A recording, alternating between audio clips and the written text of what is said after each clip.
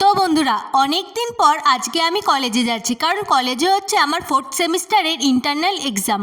আর আমি এতটাই brilliant student যে কলেজে গেছি কিন্তু আই কার্ড নিয়ে যাইনি। যেহেতু এক্সাম চলছে তাই আই কার্ড ছাড়া কলেজে ঢুকতেও দিচ্ছিল না।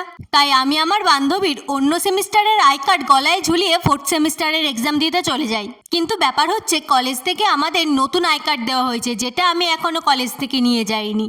তো যাই হোক, এক্সাম শেষে আমরা চলে যাই আমাদের কলেজের প্রেম বাগানে। আর সেখানে আমার বান্ধবী আমাদের জন্য খাবার দাবার নিয়েও চলে এসেছে। অনেক দিন পর কলেজে গিয়ে সবার সাথে দেখা, একটু ছাপড়ামো না করলে হয়, তাই আমরা রিলস বানানো শুরু করে দিই। আর আমাদের রিয়াকশান দেখে আমাদের নিজেদেরই এত হাসি পাচ্ছিল যে অনেক কষ্টে সুস্থভাবে একটা রিলসে আমরা বানাতে পেরেছি। তো যাই হোক, আজকে তো অনেক মজা করা হয়ে গেল। সবশেষে তোমাদের কাছে আমার একটাই প্রশ্ন, 4th সেমিস্টারের এক্সাম তো আমার দেওয়া হয়ে গেছে, কিন্তু 4th সেমিস্টারের যে আই কার্ডটা কলেজ থেকে দেওয়া হয়েছিল, যেটা আমার আনা হয়নি, সেটা কি আমার আনতে যাওয়া উচিত?